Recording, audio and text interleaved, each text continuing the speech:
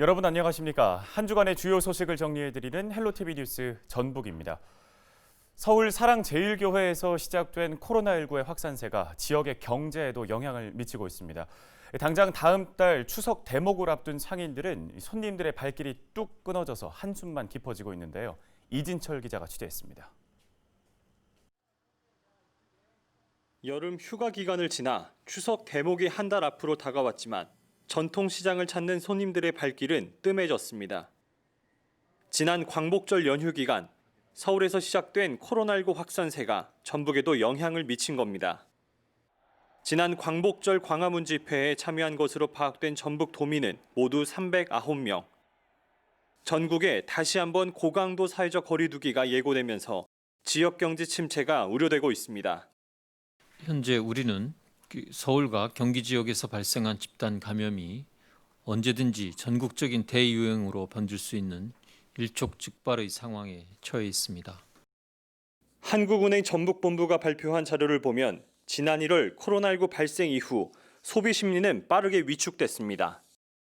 지난 4월에는 80.6으로 최저치를 찍은 이후 5월부터는 재난지원금 효과로 소비 심리가 반등하기도 했습니다.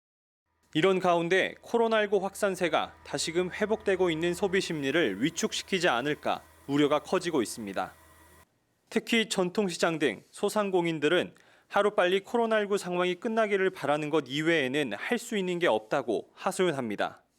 뭐 어쩌겠어요. 그냥 이대로 그냥 해야지. 어쩌. 코로나 나와서 네. 잘 비껴가면서 없어요. 그것이 비껴가야 해결돼야. 소상공인을 위해 카드 수수료 감면 등 지원 제도가 있지만 위축된 소비 심리를 이겨내기엔 역부족입니다. 코로나19 재확산을 막기 위한 철저한 방역 조치와 함께 지역 상권 보호를 위한 정책적 지원 마련도 시급한 상황입니다. 헬로티비 뉴스 이진철입니다. 코로나19의 유행 초반, 젊은 사람들이 감염될 경우에는 감기처럼 앓고 나면 그만이다라는 얘기들을 많이 했었죠. 그런데 앞서 확진 판정을 받아 코로나19를 앓고 난 사람들은 전혀 다른 말을 하고 있습니다. 평범하고 단란했던 일상으로 돌아가고 싶은 사람들의 얘기 함께 들어보시죠.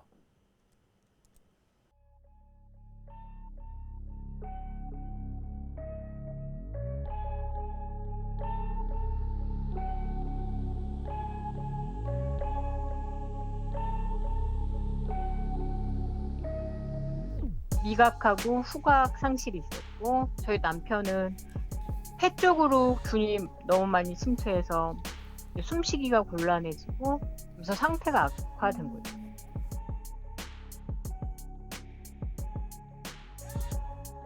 음성이 나왔다가 이제 한 번만 더 나오면 퇴원하겠다고 이렇게 하고 있는데 다시 양성이 나오면 그건 진짜 엄청난 좌절이거든요.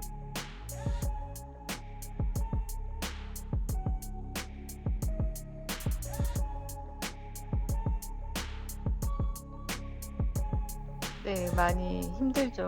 병원에서는 가망이 없다고 자꾸 그러니까 뇌 손상이라 해줄 수 있는 게 없으니까 요양병원으로 보냈거든요. 시력 저하하고 근손실 때문에 그냥 무기력하고 피로도가 좀 심하거든요. 사람들 개인기피증도 생기니까 사람 있는 데는 안 가려고 그러고 아무래도 정상적인 생활이 아예 안 되는 거예요.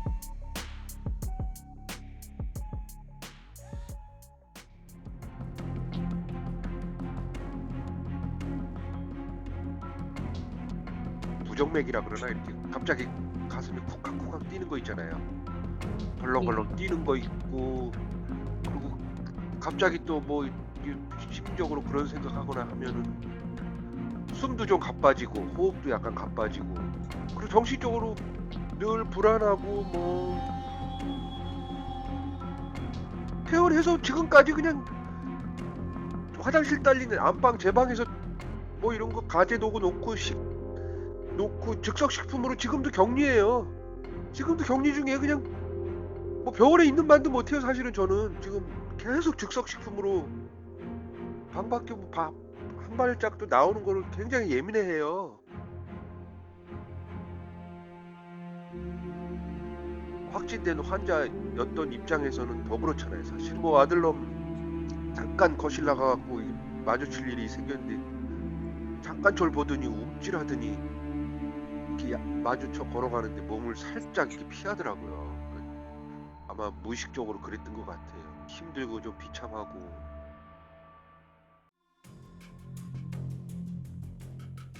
심리적 불안장애는 대부분에 나타나는 증상이라고 되어 있습니다.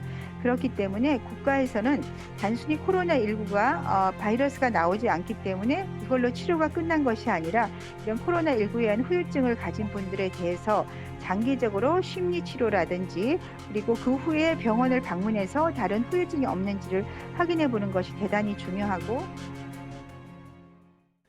여름 휴가철을 맞아 쉬고 싶은 마음에 산이나 바다와 같은 자연에서 시간을 보내시는 분들이 많습니다. 전북 지역의 관광객 수도 늘어났는데요. 오히려 소비는 감소한 것으로 파악됐습니다. 긴 장마에 코로나까지 악재가 겹치면서 상인들의 한숨은 깊어지고 있습니다. 보도에 이진철 기자입니다. 흰 모래와 푸른 소나무가 어우러진 변산해수욕장. 공식 개장 기간은 지났지만 관광객들의 발길이 이어지고 있습니다. 전국에 코로나가 확산됐지만 전북은 비교적 청정 지역으로 분류됐기 때문입니다. 지난 7월 1일부터 19일까지 전라북도를 찾은 관광객은 455만 명으로 코로나19 영향에도 불구하고 지난해 같은 기간과 비교해 3%가량 증가했습니다. 코로나19 청정 전북이라는 인식과 전라북도만의 차별화된 관광 시책 추진 노력이 효과를 발휘한 것이 아닌가 그렇게 생각이 듭니다. 관광객 수는 늘었지만 지역 경제 활성화로 이어지지 않은 점은 아쉬운 대목입니다. 호남지방통계청이 발표한 자료를 살펴보면 금융업과 보건 분야는 생산 지수가 상승했습니다. 하지만 숙박과 음식점의 서비스 생산 지수는 약 17% 감소했습니다. 코로나19 확산을 우려해 숙박시설과 식당 같은 지역업소를 방문하는 경우가 줄었기 때문입니다. 사람은 더고 하는 거 바로 가버려. 먹지도 않고 자식들 손짓들 데리고 답답한데 어떡해요. 사랑제일교회에서 시작한 코로나19 재확산의 영향으로 전북도에서도 확진자가 계속해서 발생하고 있는 상황에서 그나마 찾아오던 관광객마저 줄어들까 상인들의 시름은 깊어지고 있습니다. 헬로티비 뉴스 이진철입니다. 다음 소식입니다. 오는 12월 3일로 예정된 2021학년도 대학 수학 능력 시험이 100여일 앞으로 다가왔습니다.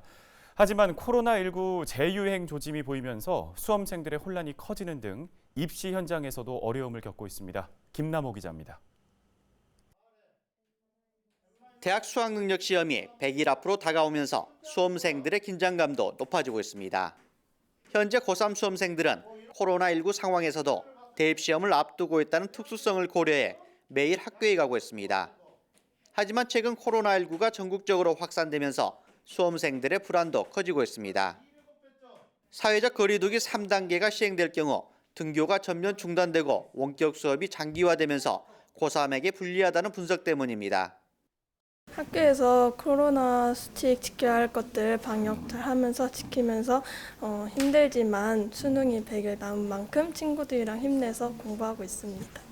수능이 100일 남은 상태라서 수시를 준비하는 학생들은 이제 면접 준비나 학생부 자소서 준비를 하고 있고 이제 수능 준비도 같이 병행해서 하고 있습니다. 열 체크를 해서 학생들의 불안 요소를 많이 줄이고 있습니다.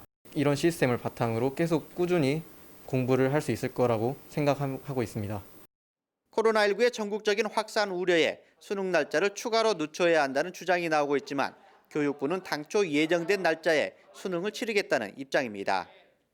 이 때문에 일선학교에서는 수험생들에게 방역 수칙을 철저히 지키면서 마무리에 집중해 줄 것을 당부하고 있습니다. 수능이 이제 100일밖에 안 남았는데 가장 중요한 시기에 또다시 학생들이 원격 수업 되면 어떨까 하는 걱정을 많이 하고 있어요.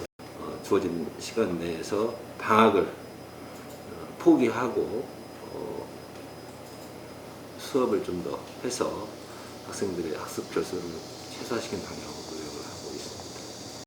자신들이 지금까지 해온 것들을 차분히 준비하면 된다라고 생각을 하면 되고 학교에서도 아이들한테 학사 일정을 지금 입시 제도가 가장 어려운 고3 아이들 중심으로 좀 학사 일정을 최대한 많이 맞췄거든요. 그래서 아이들이 그런 어떤 자기 자신의 믿음을 가지고 준비한 대로 하면은 학교 내 거리두기나 사회적 거리두기 등의 이런 부분만 주의하면은 충분히 잘할 수 있을 거라 생각합니다. 입시 전문가들은 코로나19 확산세에 동요하지 않아야 한다고 조언합니다. 수능 전 100일부터는 냉정하게 취약한 지점을 보완하고 집중해야 할 때라고 강조했습니다. 헬로티비 뉴스 김나우입니다.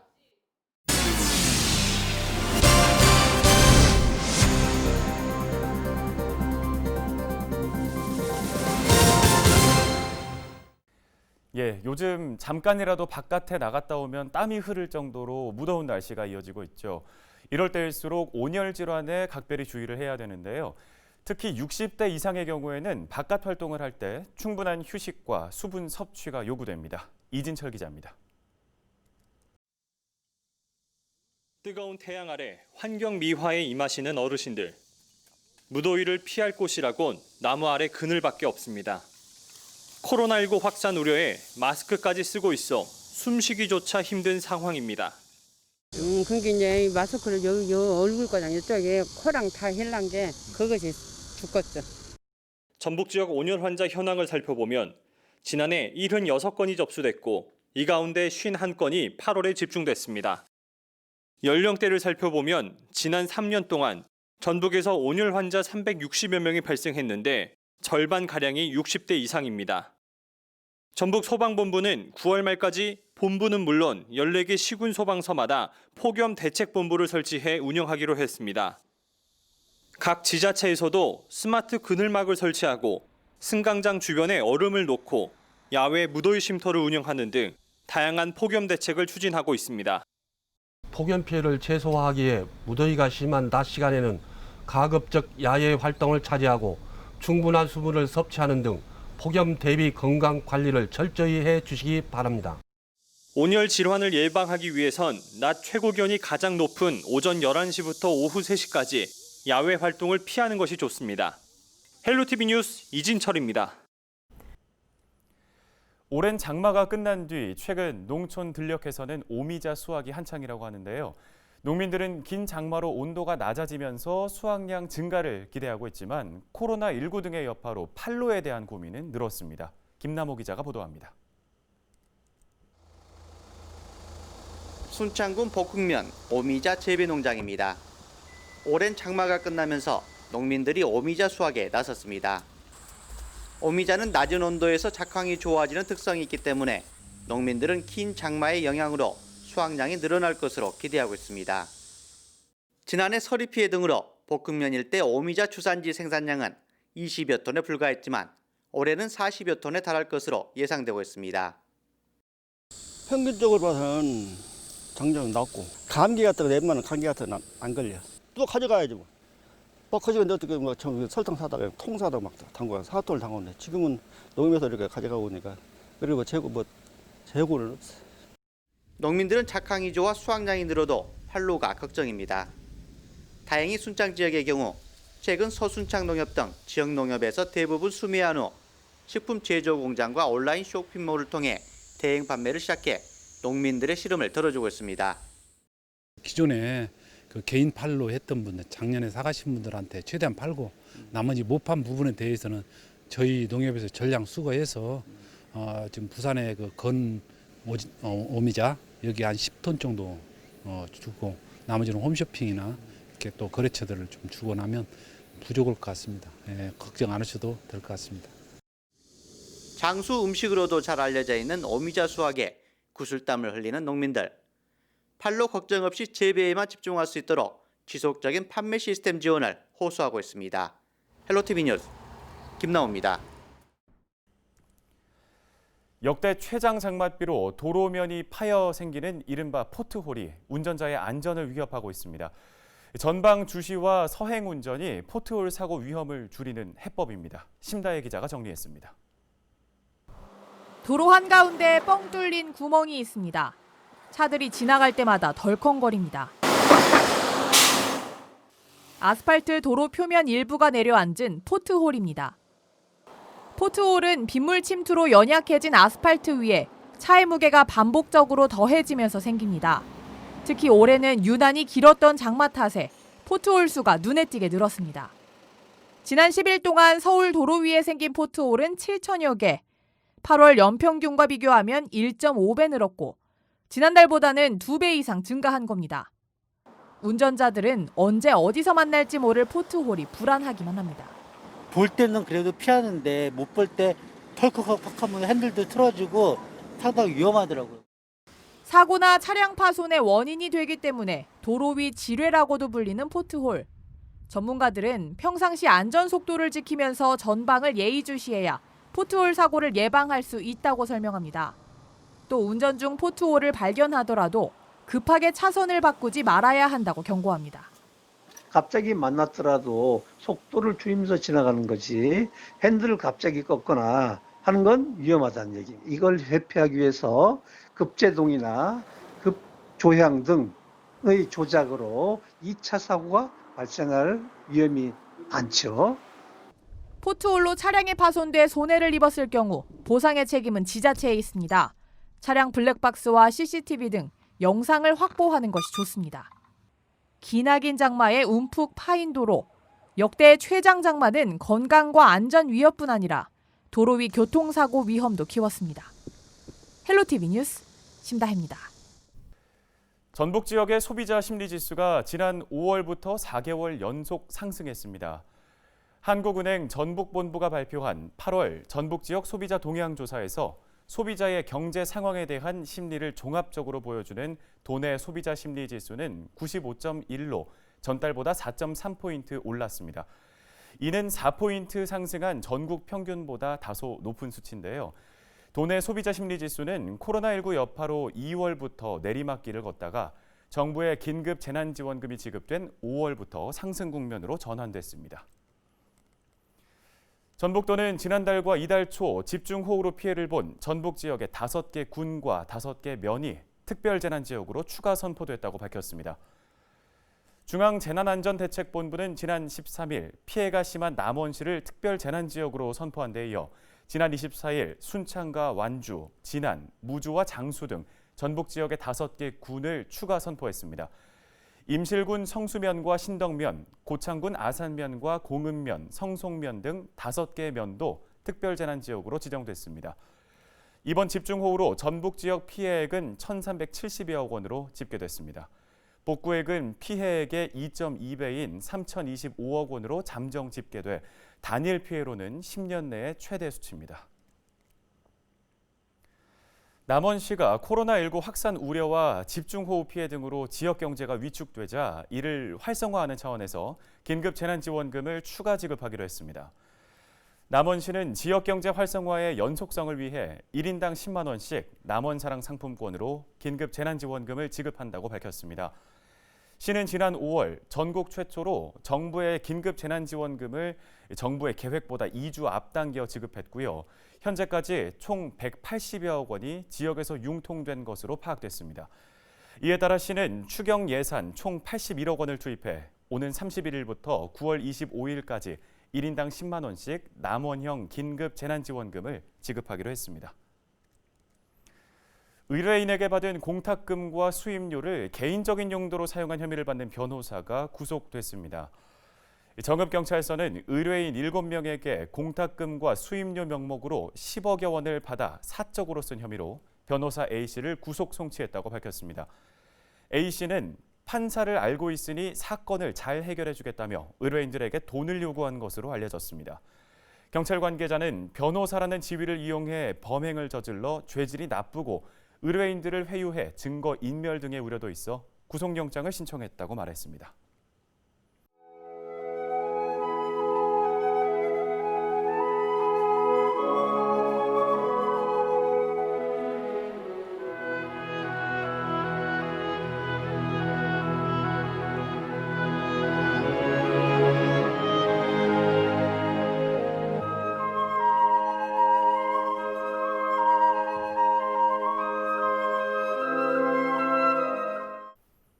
이상으로 뉴스를 마칩니다. 시청해주신 여러분 고맙습니다.